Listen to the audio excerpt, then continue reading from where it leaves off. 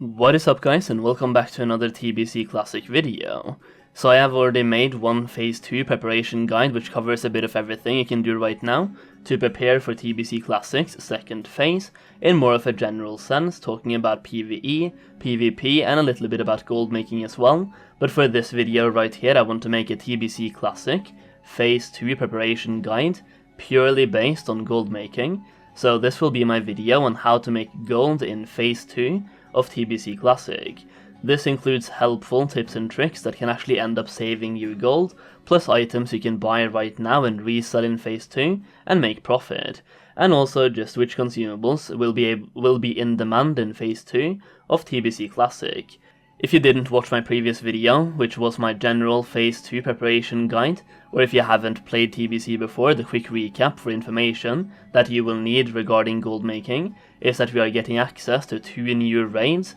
Tempest Keep and Serpentine Caverns. Inside the Serpentine Caverns there are 2 boss fights where different resistances and magic protection is required. One of them might affect the entire raid, like the debuff from Hydros, which increases your magic damage taken, like the Mark of Hydros, which increases your frost damage taken by 10% per stack. Both of these raids are also being tested in their pre-nerf state, meaning more challenging content, which opens up a market for consumables, and you also have the Druid Flight form coming out, which might mean a slight decrease in the price of certain farmable materials, albeit that shouldn't really affect the market too much overall.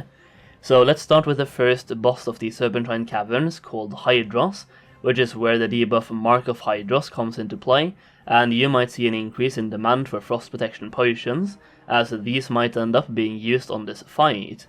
In this case we have a TBC version of the frost protection potions, which are called Major Frost Protection Potions, and will absorb 2800 to 4000 frost damage, and the materials for crafting this is Primal Water, Mana Thistles, and Imbued Vials. Imbued Vials are a vendor item, so don't worry about that one. Mana Thistles, however, are horrible to farm, as they only spawn in level 70 areas of specific zones, and I have multiple videos on Mana Thistle farming, showing off those zones.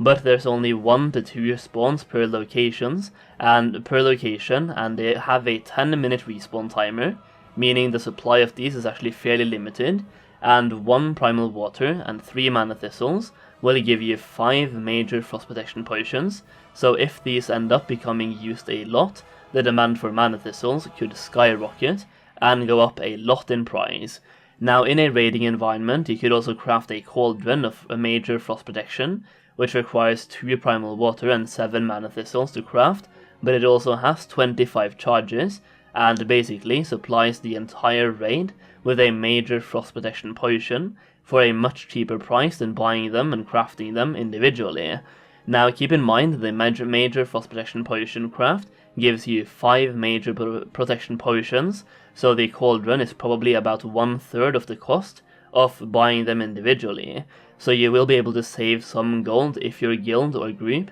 goes with the cauldron instead. Hydros also has a nature form, as I discussed in my previous video, which is why tanks want nature resistance gear as well, and based on that you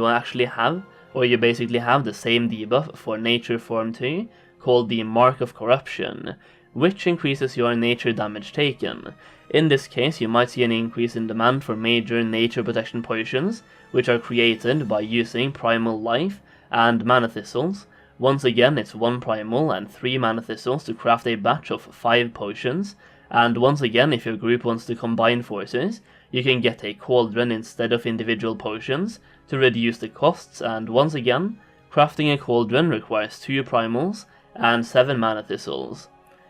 While I'm on the topic of consumables, I also want to say that for those of you who followed my TBC Investments advice during Classic WoW and invested in either Firebloom or Large Billion Shards to create brilliant wizard oils, if they actually do release the pre-nerf version of the raids, now might be the time to start offloading these materials, or the brilliant wizard oils, depending on how many you've invested in, because the harder content means more use of consumables as well. Personally, I would still hold off on ghost mushrooms until elixirs of demon slaying go big, but for Fire Bloom and Large Billion Shards, this could at least be the beginning of when you should offload your investments. So keep an eye out for the price of Large Billion Shards and Fire Bloom if you've invested in them, and start selling Brilliant Wizard Oils once you see a profit that you are happy with. One more thing to mention while we're on the topic of making profit on consumables, I have seen other people mention the bottled Nethergon potions, and in fact I mentioned the bottled Nethergon energy as well in my previous Phase 2 preparation guide, and while they are not a terrible item to purchase, I just want to let you guys know that you can also trade in Coilfang Armaments for both mana and healing potions to the NPC outside the Serpentine Caverns as well, but you do need Exalted Reputation with the Cenarian Circle to buy things from this NPC. One Coilfang Armament will give you 3 potions of your choice, so basically right now one Coilfang Armament is selling for 6 gold on my realm, and that would give us a potion value of 2 gold each, meaning that if mana potions are selling for more than 2 gold on your realm, and the Coilfang Armaments are selling for 6 gold, then they're probably not worth buying. Also, Coilfang Armaments will drop from Serpentine Cavern, the raid itself,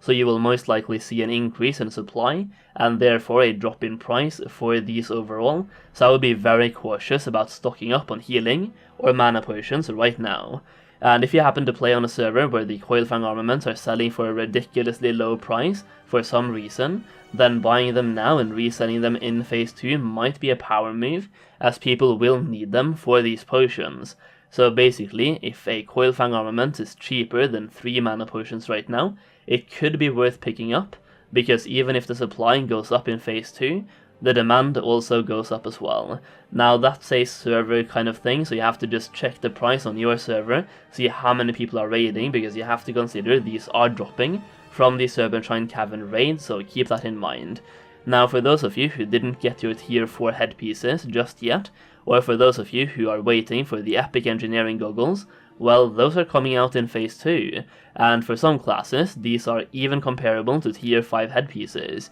These are crafted items with engineering, and the materials used in crafting them might see a small spike in price, but I would not anticipate a huge pump. The materials here are the heavy knot-hide leather, and various engineering items that require corium bars, adamantite bars and fel steel bars to make, and 2 rare gems as well. The rare gems are different based on which goggles you want to craft, and for example the leather attack power goggles require 2 living rubies, which are already quite expensive and in demand. One more thing that I haven't mentioned at all in any of my videos so far about Phase 2 is Nether Vortex. This is basically the primal nethers of Phase 2, and will be needed to craft higher tier armors or weapons and items in general, both weapons and armor. I won't bore you guys with all of the weapons, as you can simply go to the TBC version of Wowhead and search up Nether Vortex to find all of the items that you can make with it, but a couple of highlights include the Dragon Strike, Blood Moon and Lionheart Executioner. You can also craft armor with unique effects, such as the Bulwark of Ancient Kings. Now, while these are just crafted by combining the previous tier, which you can craft right now with a couple of Nether Vortexes, for people who haven't crafted the previous tiers, they will need the materials to do so. Some of the armor pieces from recipes that come from Serpentine Caverns and Tempest Keep also requires a bunch of different materials, and honestly, my main advice here would just be to invest in some heavy knot-hide leather, as well as adamantite bars, and pretty much every primal out there. One primal that should be in high demand because of all of the crafting is Primal Air, but honestly they should all see at least a small spike in value. And that is pretty much it for the gold-making preparations for Phase 2, at least the ones that I could think about right now. Phase 2 brings with it a lot of gold-making possibilities, some of which I can't really discuss before Phase 2 comes out, because it requires content that isn't currently in the game, but as for things you can do right now to make profit in Phase 2, this video should cover just about everything. If you enjoyed watching the video or found the information helpful, please do me a favor and lightly tap that like button, and let me know in the comments down below what you are most excited about for Phase 2. And while you're down there, you might as well hit that subscribe button as well, so you don't miss out on any future videos. That's about it though, thank you so much for watching, and I'll see you again very soon.